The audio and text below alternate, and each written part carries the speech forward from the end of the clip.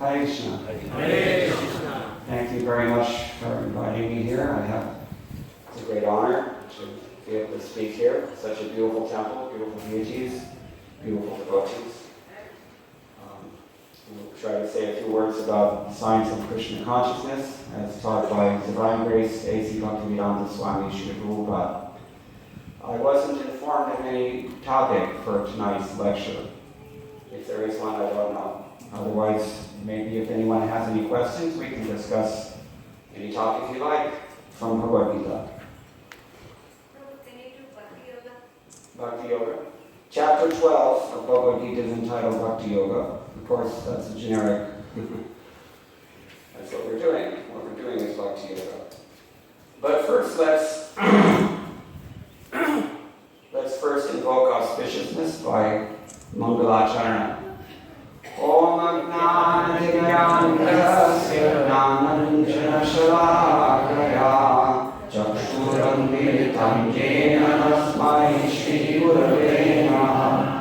Shri Chaitanya Manobhishtam Sthapitam Yena Bhutale Swayam Rupa Kadamahyam Dadati Swadantikam Vandeham Shri Guru Shri Yudhakamalam Shri Gurun Vaishnavanscha Shri Gopam Sagrajatam Sahagan Raghunatham Vitam Tam Sajivam Sadvaitam Savadhutam Parijanasahitam Krishna Chaitanya Devam Shri Radha Krishna Padam Sahagana Lalita Shri Vishakhanvitamscha He Krishna Karuna Sindho Dinabandho Jagatpate Gopesha Gopika Kanta Radha Kanta Namostate Tapta Kanchana Gaurani Radhe Vrindavaneshwari Vrishabhanusute Devi Pranamami Hari Priye Vancha Kalpatarubhyascha Kripa Sindhubhyayavacha Vaikanam Bhavanebhyo Vaishnaveyo Namo Namaha. Jaya Shri Krishna Chaitanya Nityananda Shri Advaita Gadadhara Shivasadi Gaura Hare Krishna Krishna Krishna Hare Hare Hare Rama Rama Rama Hare Hare. In the Bhagavad Gita there are many things discussed. In the beginning, Krishna talks about Brahma Gyan, also called Atma Tattva. That's essentially the substrate of spirituality. It deals with Brahman realization, Brahma Bhuta realization. And Jiva Goswami describes in his Bhagavad Sandarbha what that really means in terms of characteristics that we can conceive of. Two things, Ananda Matra and Ajasra Sukha. They're basically the same things. We're talking about pure consciousness that is by nature blissful and forever. Eternity, knowledge, and bliss. But this Advaya Jnana, this non-dual Jnana that is this subject of Brahma Jnana or Atma Tattva, it's possible to realize in three different ways. According to our perspective, we can see it as Brahma, we can see it as Paramatma, or we can see it as Bhagavan. This is described in the Srimad Bhagavatam, 1st canto, chapter 2, text 11. Vadanti tat tattva vidas tattva jnanam advayam brahmeti paramatmeti bhagavan iti shabdyate. They're all the same thing. They're all non-dual consciousness, absolute awareness. But it's colored in three different ways according to what? According to our perspective, from our attitude, really, is what it comes down to, from our vantage point. The vantage point that we've chosen, consciously, deliberately. If we want to have an impersonal relationship with this non-dual Gyan, then the non-dual Gyan will appear to us be unspecified, impersonal. That's generally what we think of when we talk of Brahma Gyan. If we want to have a passive relationship, then that same non-dual Gyan will appear to us in a slightly more reciprocal manner as the Upadrashta and Anumanta, as is described in chapter 14. The overseer and the permitter of our activities. And he will also provide the intelligence from within the heart. Matta smritir jnanam apohanam, Krishna says in chapter 15. That's called Paramatma, realization.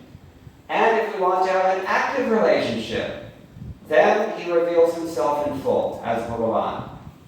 So impersonal, passive, and active. Linguists are aware of these three terms. They're called Bhave Prayog, Karmani prayog, kartari prayog. Same thing. So, generally when we talk of Brahmagyan, we're talking about an impersonal approach and a non-specific reality of consciousness. That's what Krishna talks about in chapter 2 of the Bhagavad Gita. And naturally, after hearing all this, in chapter 3 Arjuna has a question. Does anyone know what is Arjuna's question? What has Krishna prompted Arjuna to ask about this? O Janardhan, O Kesha, why do you want me to engage me in this ghastly warfare if you think that intelligence is better than fruit of work? Krishna's been stressing to Arjuna, you have to focus on the fact that you're not your body. You can't kill someone even if you do. This is a theoretical outlook. In fact, the question is so important to Arjuna that even 2 chapters later, in so many words, he says the same thing again.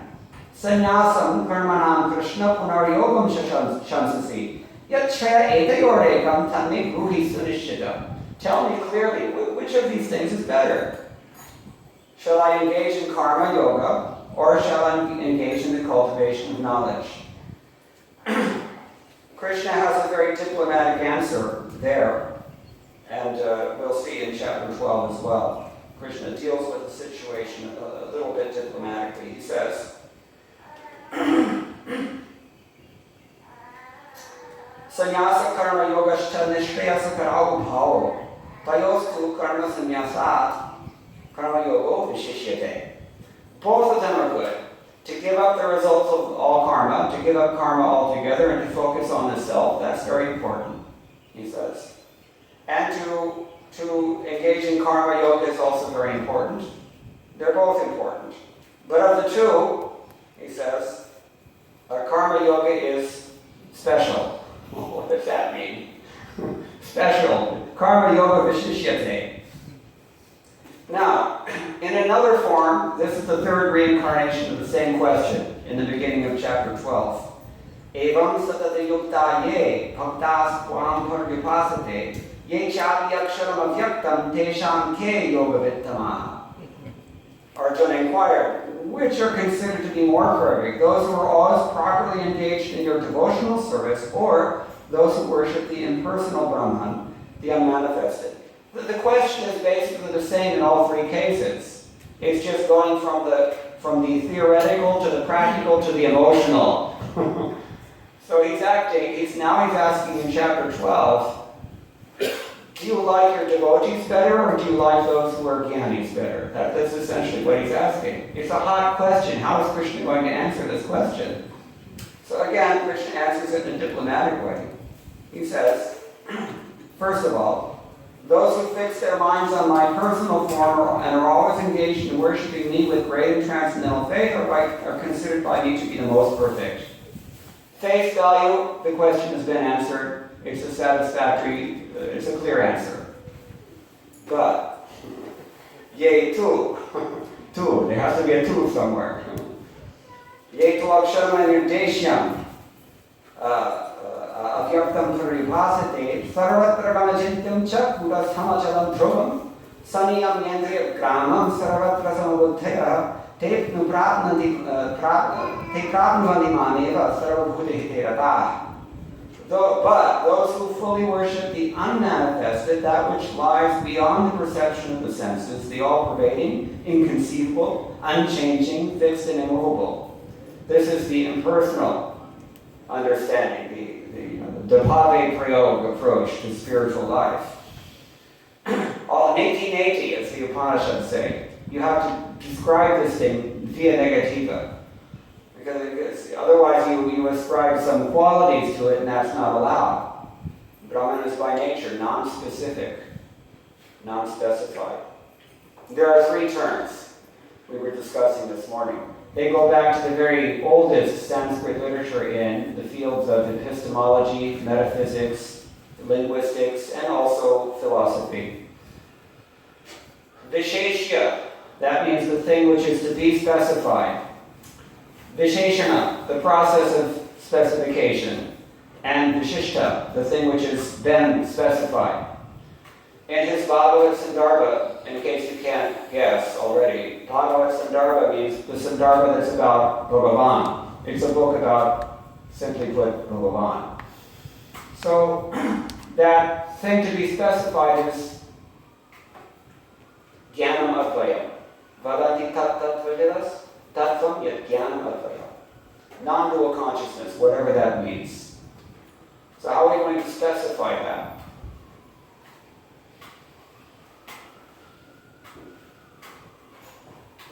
Visheshya.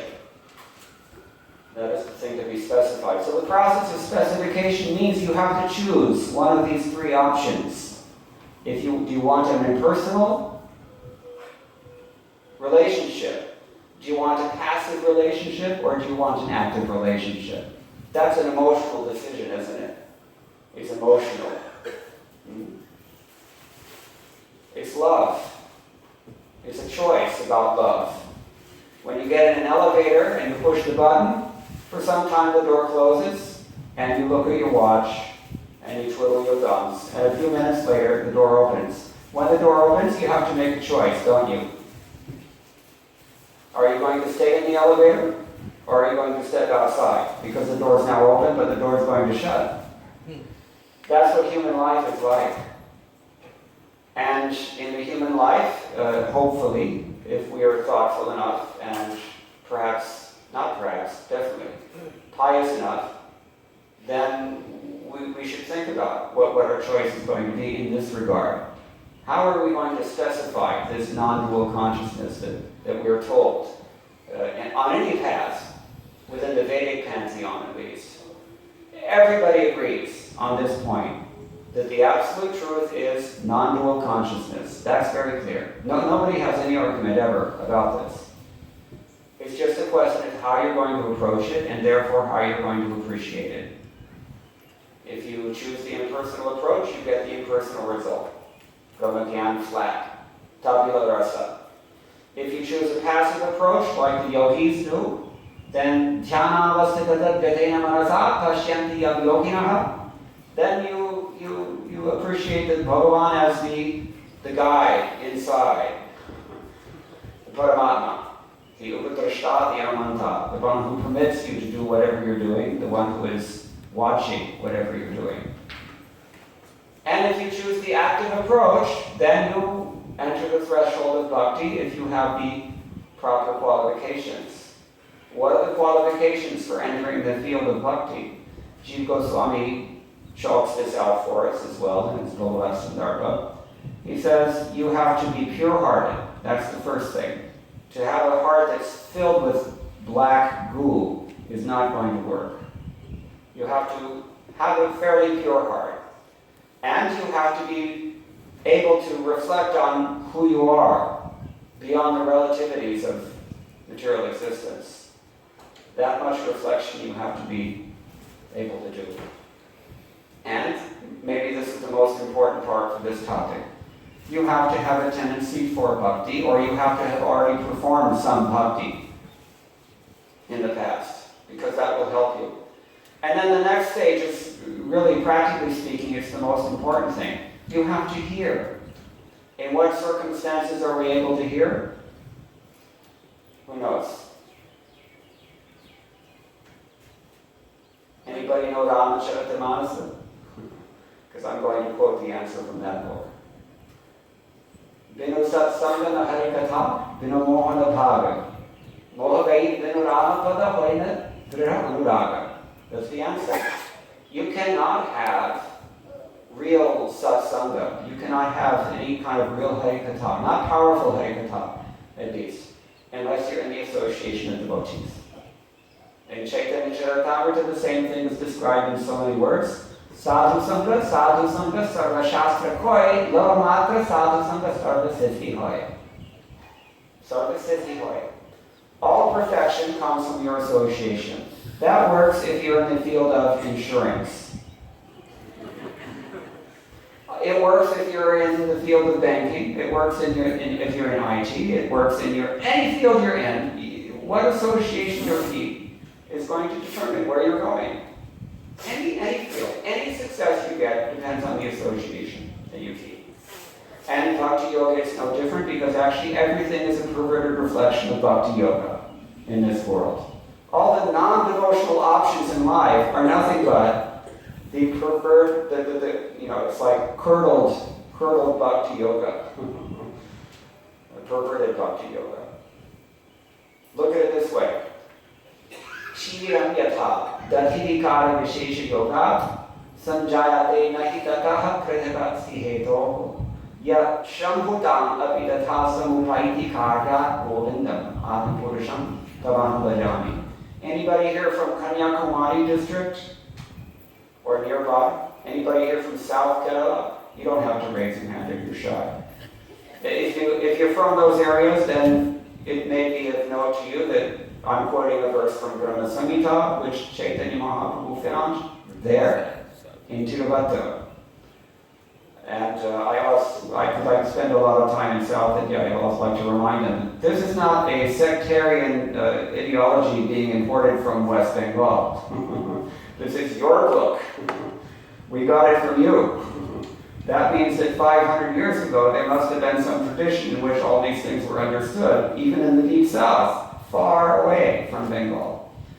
That's another matter. But the point that I'm making is a logical one. When you curdle milk, is it milk or is it something else than milk? Huh? It's something else. Is it not milk? Huh? It came from milk. So does that mean it's milk or is it not milk? Welcome to the wide world of Achintya Bheda Bheda Tattva. You're going to find a lot more contradiction than just this. Actually, everything in our existence is one thing and the opposite thing at the same time. And how you could describe that, it's not within the realm of mundane logic. It doesn't fit, you see? But the point that I'm making is a little more subtle than that. What I have to say here is that just as curdled Vishnu becomes Shiva, this is a conceptual thing, not a literal thing. So in the same way, when you curdle your devotion to Krishna, it becomes mundane. That means when you touch Maya, to the world of Bhakti Yoga, then that it's no longer Bhakti Yoga, it becomes something else. And this is the life that we're absorbed in right now. This is what's taking us on this wild ride, birth after birth after birth, impelled by Maya's favorite toys, the three gunas. Passion, we know that one. Ignorance, sometimes goodness. So Arjuna is confused because he's on a battlefield. The elevator door is opened, and he's got to choose. Am I going to aim my arrows at my gurus or not? Raise your hand if you've ever had to make this choice. Oh, okay, one person says we won't question. The point is this, that generally in the Shastra we find extreme examples. Not only in the Shastra, even in South Asia. There's a famous saying among Indologists. India is just like every other place in the world, but extremely so. You get it? Think about it. Land of extremes.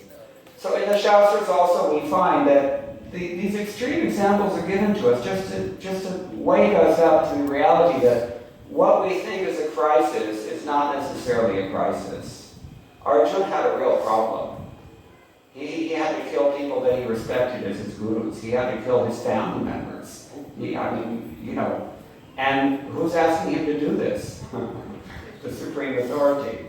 Or if not the supreme authority, at least his best friend. Either way, he was cornered. He had to make a choice, you see. If we're very fortunate, we will be pushed into that position to actually make not only a moral choice, but a spiritual one as well. And actually, human life is meant for that. If we're not self-propelled, then we have from time to time, Krishna arranges a circumstance such that we can see what the value of life is. So the Shastra tells us, Athato Brahma Jignasa. Now and here, that you have a human form of life, and hopefully a sound mind and body, you should inquire, what is this Brahma Gyan? And so that's the substrate of Bhagavad Gita. It's actually the substrate of spiritual life in all the Shastras. Jiva Goswami makes the point that throughout all the Shastras we find these three categories of approach, or these three realizations based on different modes of approach. We find the passive appreciation of the Lord as Paramatma.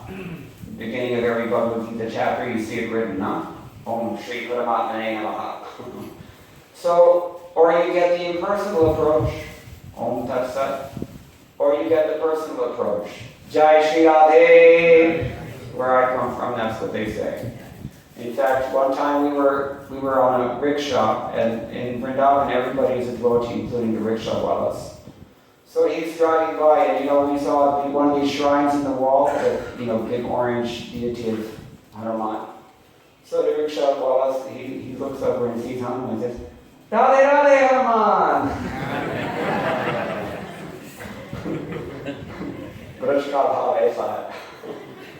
So,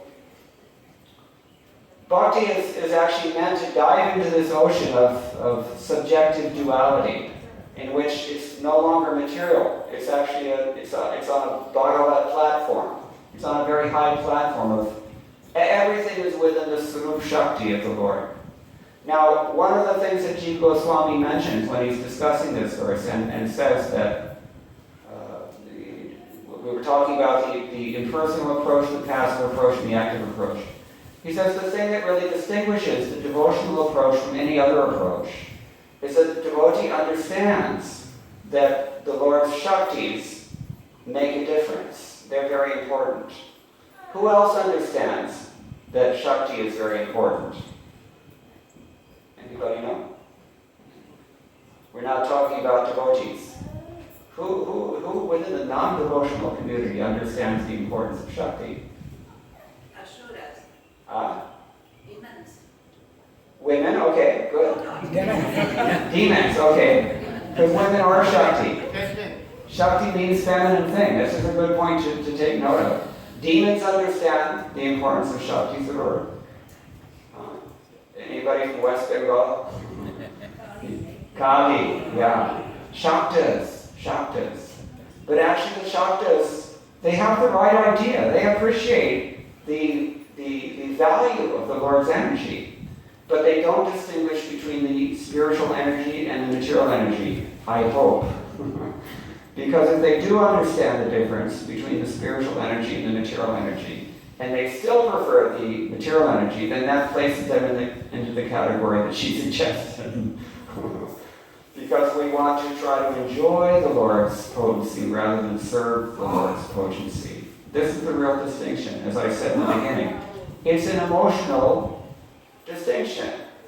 We have some feelings invested in this process. We have some attachment of some sort, and we made a choice. Am I ready to serve, or do I want to try to? He's seen that it's useless to try to exploit this external energy because she's just going to slap you in the face.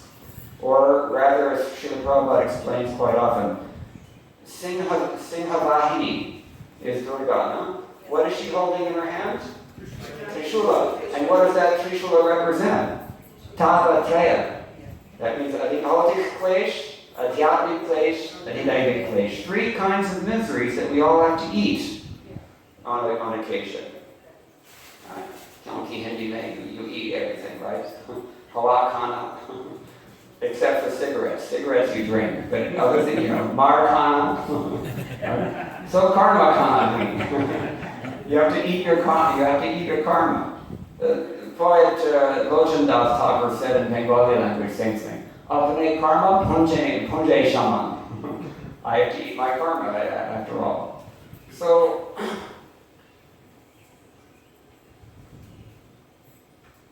I was saying that we have to make a choice about how we're going to interact with the Lord's energies. And we have to make a distinction between different kinds of energies. There's the external energy Maya. She facilitates material entanglement, all of which is temporary. It's a grand show but it comes to an end. And then there's the marginal energy. What is the marginal energy? That's us. Because we go both ways. And then there's the spiritual energy, Surup Shakti, and we've already mentioned. She is ultimately called Vladimir Shakti and personified as Srimati Radharani, the personal consort of the Supreme Lord. Otherwise known as Lakshmi Devi, otherwise known as Sita Devi, otherwise known as Bhu Devi, in so many different forms. When the Lord comes in different forms, she comes with him because she's feminine. She's his wife, his consort, his Shakti. So, how do we want to relate to the Lord's internal potency? If we have a little bit of a service spirit, and we can have that if our heart is pure, and if we have some knowledge, such as the beginning knowledge given in the first, say, 6 chapters of Bhagavad Gita, then we can actually begin to appreciate in a healthy way the internal potency of the Lord. Because this will help us with the process of Visheshana. Visheshana means clarifying things. Putting things in the right perspective, specifying what's going on, qualifying what is this visheshya, this non-dual consciousness. Then we can actually begin to approach Bhagavan. That non-dual consciousness can be vishishta, can be clear for us, the Supreme Personality of Godhead. This is an experiential process. It's nothing but personal experience. This is stated in the Srimad Bhagavatam. Yaswanubhavam akhila shruti saramekam. Yaswanubhavam, he says. Shukdev Goswami is not sharing anything here with us other than his own personal experience. If it's not your personal experience, you won't be able to share it very, very effectively. All you can really share with another person is what you've already fully assimilated by personal experience. Theory alone can go so far, and theory is valuable. But theory, what is the difference? I was thinking this morning.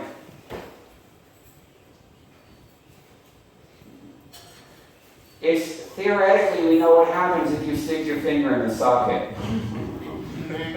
Practically, if you stick your finger in the socket, it's a unique experience.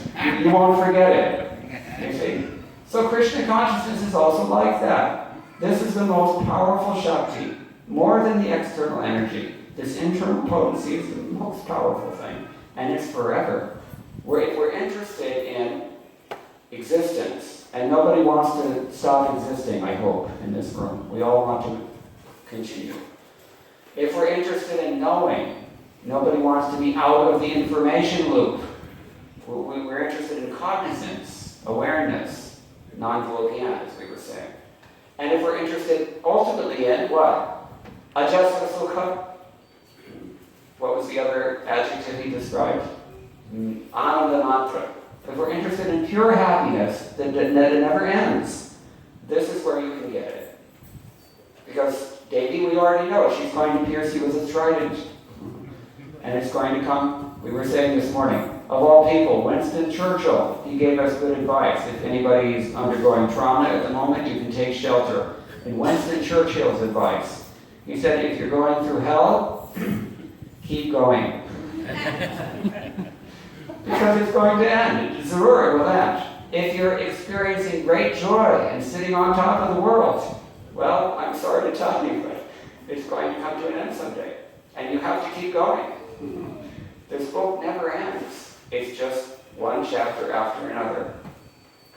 Now, when you tap into the internal potency by taking shelter of Srimati Radharani, that's called Daivim Prakritim Ashraha in Bhagavad Gita.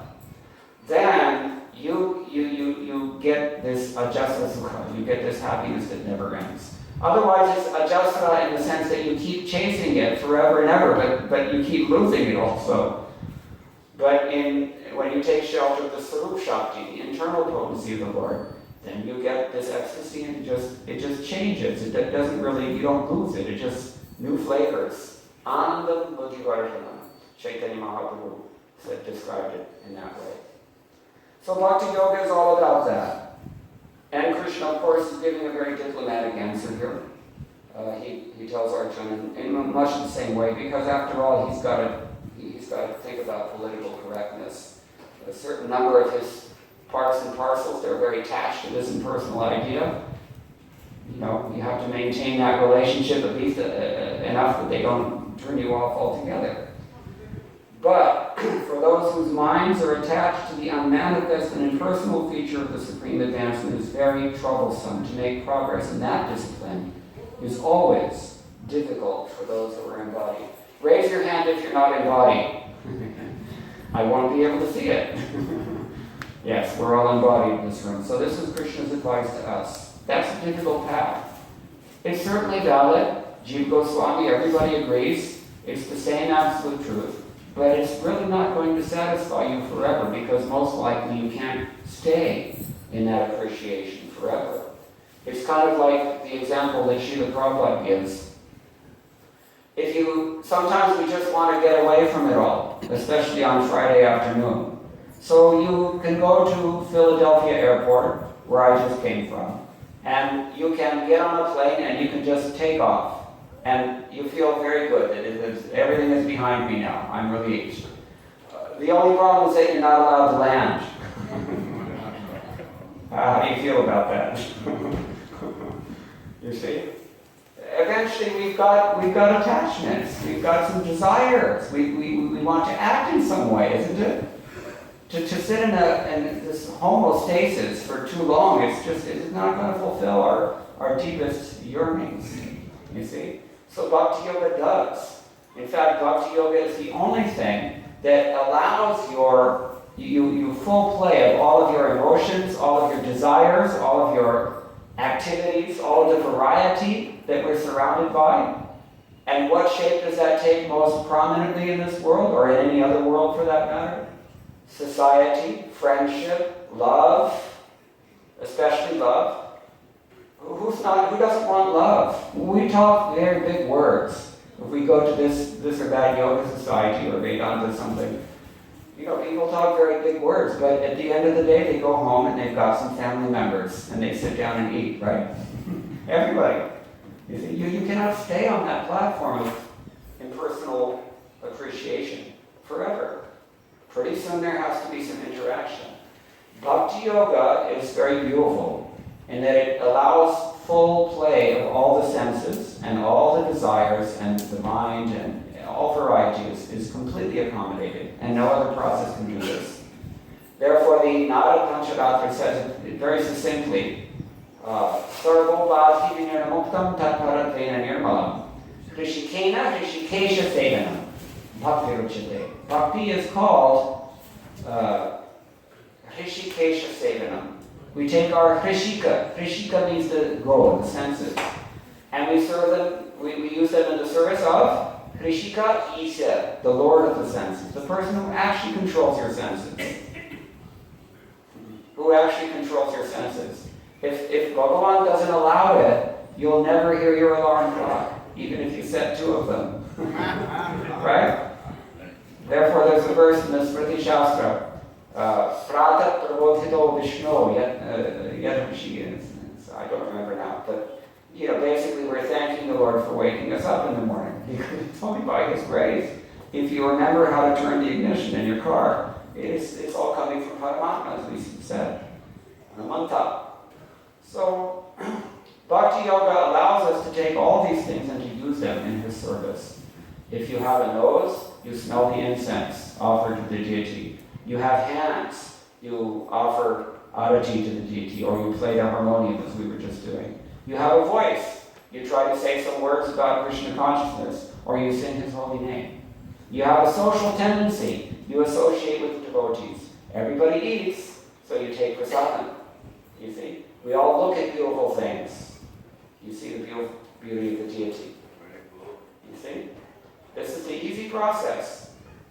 Ambarish Maharaj is personified the perfection of this logic, that whatever senses are there, whatever variety, whatever objects are there for the senses, Krishna is those things. Narada has told us. What happens when we do that? Sarvopati vinirmuktam. 2 things happen. Sarvopati vinirmuktam means all the things that we thought we were, they gradually dissolve. And we you realize that actually I don't need all that other stuff. This is much more satisfying. And the second thing is Tatparatvena Nirmala. We come to the stage where we're just as transcendental as the Lord Himself. Doesn't mean that we've become the Lord. That was the Mayavad mistake. But we're one in the sense that we're just as transcendental as He is. We've realized that we're made of nothing but Him. Tatparata Nirmala. But small Him. Like a small diya as opposed to a huge bonfire, or the sun even is a better example. Or like a drop of water out of the ocean. Like a gold ring taken from a gold mine. He is Mahan, we are Anu. That's the relationship. So the perfection of our existence as these tiny jivas, marginal potency, is to go towards the internal potency and experience the unlimited bliss of Bhakti Yoga. And that's being described in chapter 12. So Krishna says, another thing that he says here in chapter 12, he gives a few options. Do you know about this? What are the options that Krishna gives? The first thing he suggests, for those who are bold, he says, Mayyeva mana adhatsva, mayi buddhindaneshaya, nivasishyasi mayyeva adurhamma samshaya. Just fix your mind upon me, the Supreme Lord, and engage all your intelligence in me. Then you'll live in me always, without a doubt. But anticipating that that's a tall order, he then says, if you cannot fix your mind upon me without deviation, then follow the regular principles of Bhakti Yoga. In this way, you will develop a desire to attain me. What are the regulations of Bhakti Yoga? There are so many. There are too many. And Srila Prabhupada said, I'm very lenient. I'm only giving you a few. You see? But some people think it's even then too much. Those who are initiated in this path, they follow 4 principles. We do not eat meat, fish, or eggs. We do not have illicit sex, means sex life outside of marriage for procreation. We do not have any speculative business ventures or other forms of gambling. We do not indulge. We do not take any kind of intoxication. It means drugs, alcohol, even coffee, tea, cigarettes, we don't take. And we are chanting on this Japamala. Every devotee has these beads. 16 malas around. Hare Krishna, Krishna Krishna, Hare Hare, Hare Rama, Hare Rama, Hare Hare. So that's a little bit of a commitment. It's not impossible, but not everybody can even do that. And so Krishna is very liberal. And he says, if you cannot practice these regulations, then just try to work for me. Because by working for me, you'll come to the perfect stage. So do something for Krishna. Even you can't do everything for Krishna. You give something. And Krishna mentions these things in a different way in Canto 10. Edavam janma safalyam dehinami dehina. He says, pranair, arthair, tya, lata. The first thing, the best thing is if you give your whole life. Or you can give your artha, your assets. Or you can give your dhi, your intelligence. Or you can give your vak, your words, at least. Everybody can give nice words sometimes. Raise your hand if you ever come in front of the deity in the temple and say, Krishna, I love you. Anybody ever done this? Yes. Okay, I know, you've all done this, but it's a confidential thing, so you don't have to say. But most of the time, when we're not advanced, what do? We come in front of Krishna and what do we say? Krishna, I'm really in a problem. And then, deities don't talk generally to us when we're on this level. But if they did, he might say, well, who caused that problem? Why are you asking me to get you out of the problem that you caused? By ignoring me. So anyway, I don't want to get too far afield here. The point is that Krishna is saying that if you cannot practice Bhakti Yoga very strictly, then at least do something. That's called Karma Yoga. Remember at the beginning he said Karma Yoga Vishishyate. It actually helps you more than Jnana Yoga. So he says, if you cannot do that, then engage yourself in the cultivation of knowledge. That means that Karma Yoga is better than knowledge, because it's active. And better than knowledge is meditation, and better than meditation is renunciation of the fruits of action. Because by such renunciation you can attain peace. And unless your mind is peaceful, you can't hear anything. You can't do anything really. You can't advance. You have to be a little peaceful. Then in the remainder of the chapter, there's 5-6 more verses. Then he talks about all the qualities that endear a devotee to him. If we've taken the decision, once the elevator door is open now in the human form of life, we're going to step out onto the floor called Bhakti Yoga, this 12th floor. And we're going to try this Bhakti Yoga. Then we could use some hints. And so Krishna is giving us some advice about what kind of devotees he's very kind to. You want to hear? This is an open secret. It's here in the Bhagavad Gita. So listen, this is coming from God. He says, Adveshta sarva bhutanam, one who is kind friend to all living entities. Maitra karuna ivacha. He's not envious. Adveshta. Niramamo, nirahankaraha, samadukha sukha kshani. He does not think himself a proprietor. He's free from false ego. He's equal in both happiness and distress. Santushta satatam yogi. He is satisfied. And satatam yogi. He's always a yogi, not just on Sunday afternoon. Or in the early morning. All of us failed at some point on that one. Yatatma drahamishtaya. He is firmly determined and he has controlled the self. Mayargata manobuddhir. He's given to me his mind and his intelligence, because they're two different things, according to Samkhya. Yoma bhakta samepriya. That devotee is dear to me. It's not over yet. Yasman no dijate loko lokan no dijate chaya. Harasham harsha bhayo degair mukto yasacha mepriya. That means that the person who doesn't agitate other people and is not agitated by other people. This is a hard one, actually.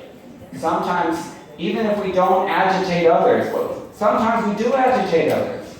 That's a problem. And we need to give due attention to it. But even if we can avoid that, sometimes other people agitate us. And that's also a problem that we need to work on, you see. Because such a person is also very dear to me. Anadekshu shuchir daksha udasino gatavyatha sarvaram haparityagi yomad bhakta sanepriya. A devotee who is not dependent on the ordinary course of activities. That means anapeksha. Anybody knows Hindi? What is apeksha? Expectation. This is a big buzzword in pop psychology, right? No expectations. Because we always have expectations. Always. Always we have expectations. So Krishna is saying, try to detach yourself from those expectations. Step back and look at whose expectations they actually are and whether they matter.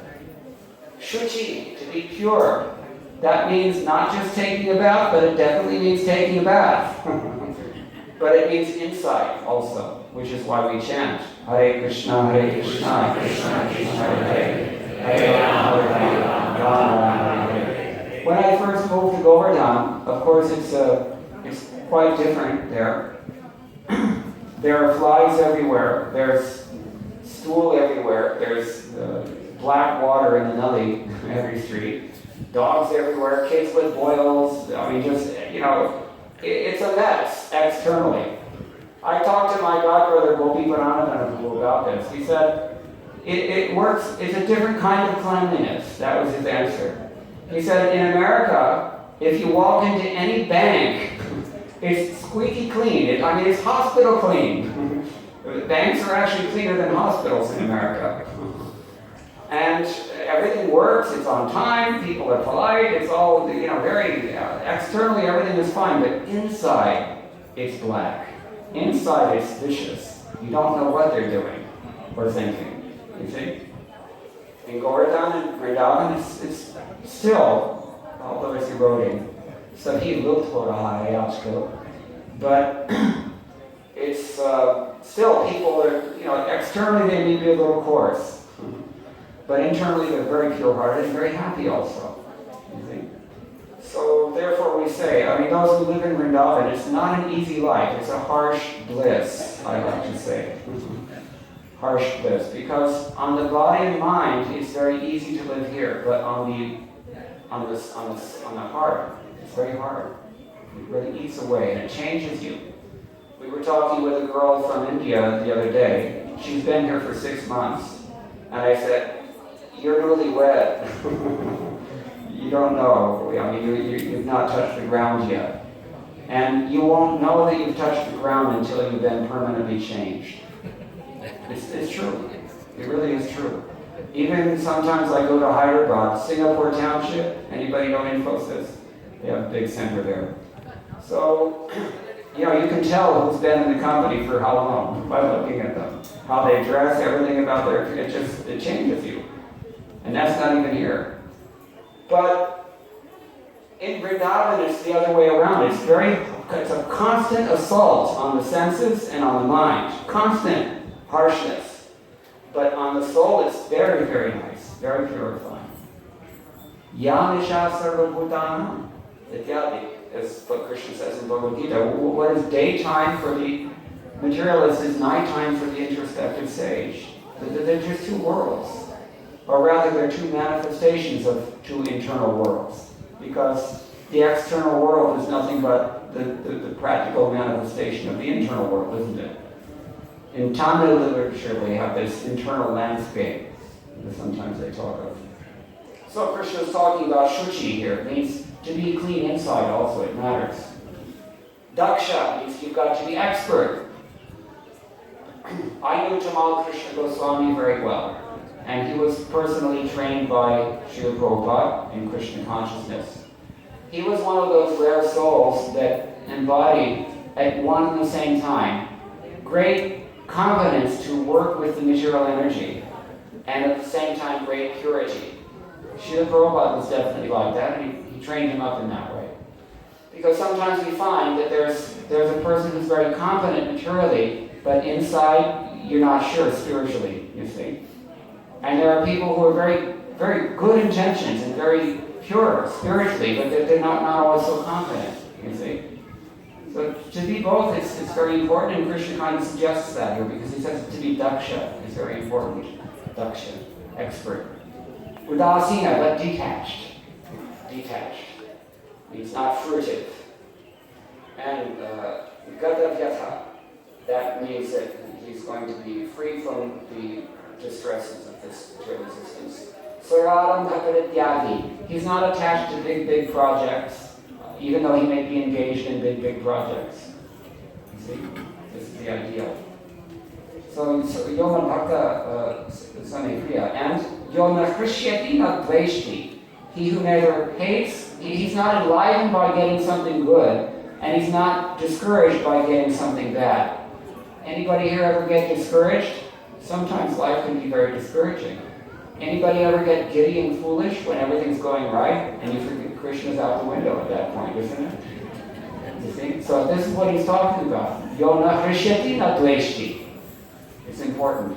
Na shochiti na kanchiti. You're not whining and complaining and blaming other people. Neither are you hankering after things that you don't have, nor you're envious. Well, Patel's, they've got a BMW. That means we have to get a BMW too. Shubha Shubha Parityagi. Why Shubha Shubha Parityagi? He gives up the auspicious things and the inauspicious things. Why? This is actually very deep. Back in chapter 3, he's talked about 3 things. 3 possible actions. One is karma. Karma means dharma. It doesn't mean adharma or big karma. Karma means dharma. Then adharma, that's another thing, means big karma. Sinful activities. And then akarma means something, well, what is that? You cannot be inactive. Krishna himself says this in Bhagavad Gita. Not even for a moment can you stop doing something. Go in front of the mirror when you go home, stick out your tongue and watch it. And see if you can still your tongue. See if you can just make it stop moving. You can't even control that. You see? You cannot stop moving. You cannot stop acting even for a moment. So what is this akarma? It means there has to be some kind of activity that's beyond the realm of karma and vikarma. That is devotional service. Therefore, it's a controversial, it's easy to misunderstand this. Vishnu Puri, or no, it's Sridhar Swami, no Vishnu Puri, he says, I don't care for pious activities and I don't care for impious activities. I only care for serving Krishna.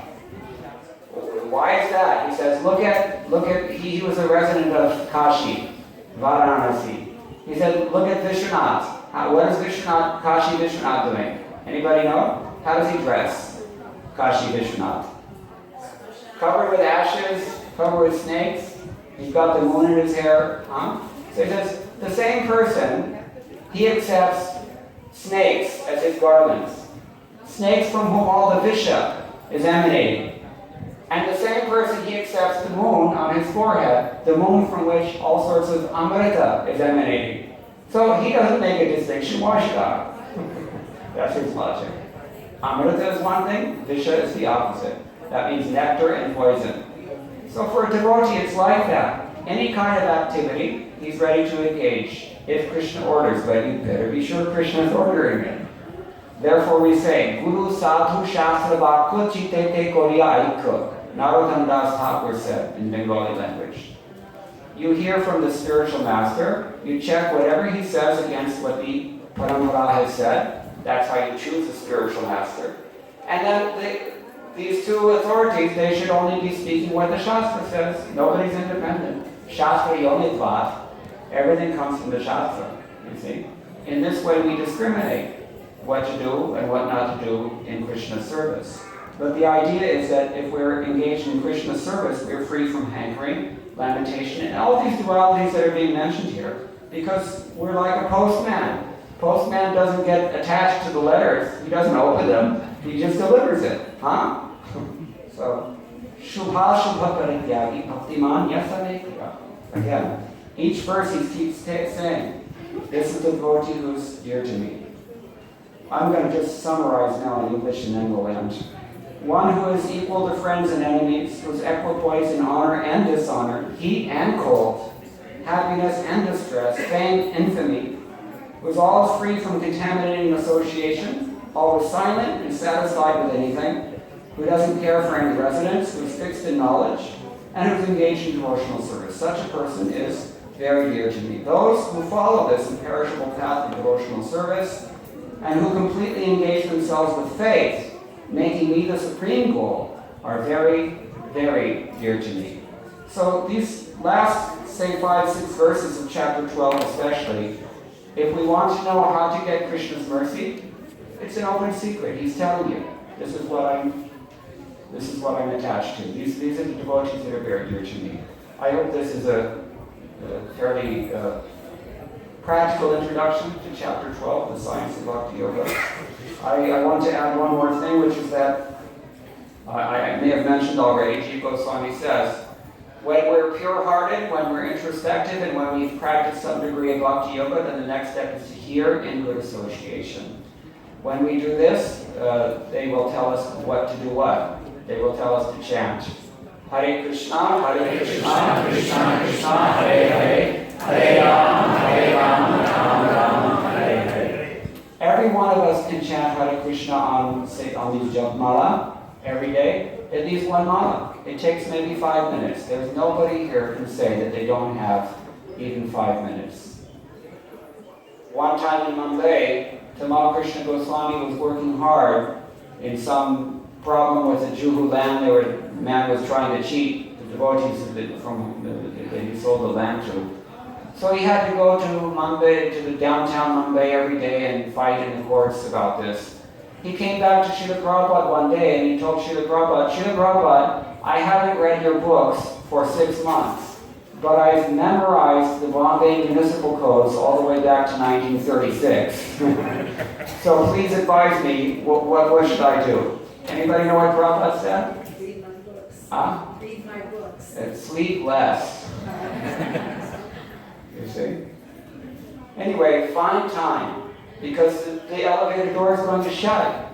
You don't know when the elevator door is going to shut. Once that big door slams shut, you're going wherever that elevator is going. You lose your choice at that point. You can make your choice now. Jabalagataname tapanavyape. Tabalagakari hari seva. एक भक्ति कालीन एक कवि ने कहा ऐसा. Okay, so we'll stop here. Does anybody have any questions or any comments?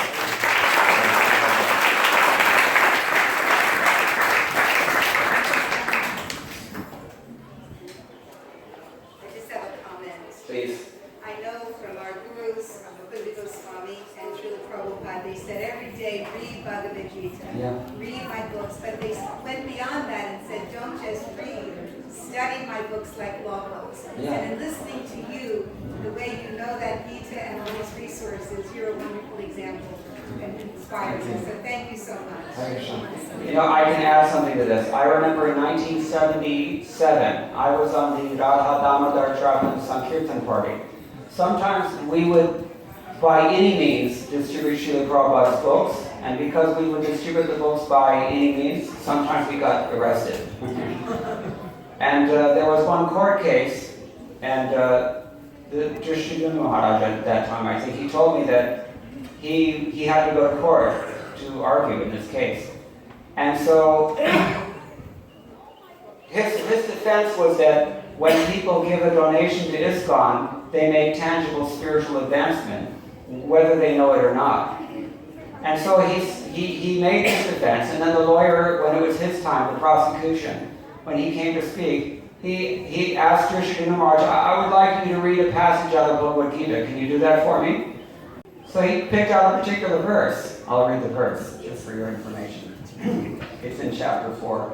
Not necessarily a famous verse, but not an insignificant verse either. This is chapter 4, text number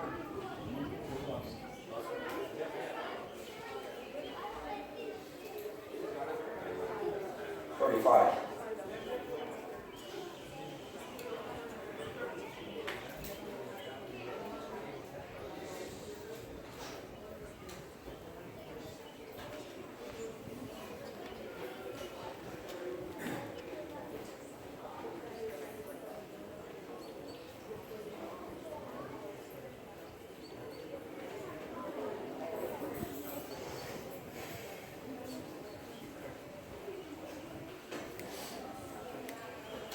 In that purport, Srila Prabhupada writes that a person has to engage in sacrifice and full knowledge.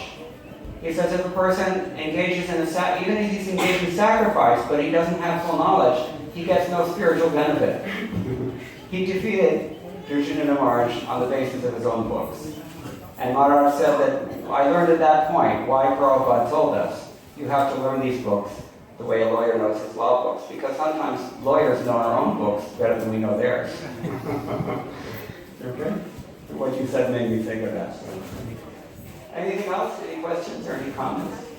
Maharaj, so I'm really inspired by your lecture. Very, very nice.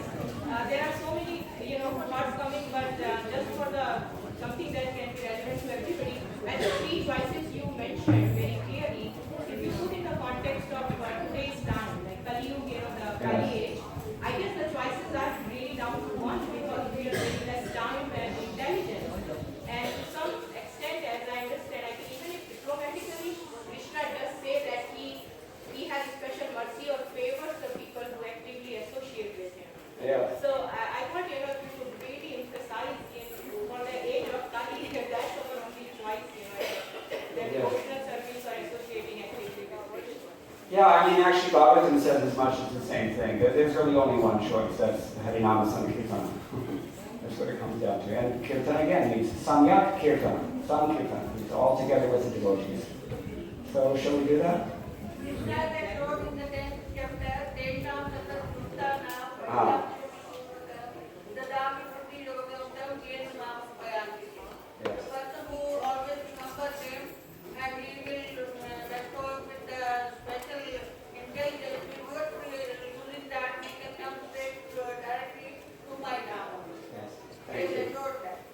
Hare Krishna. Thank you.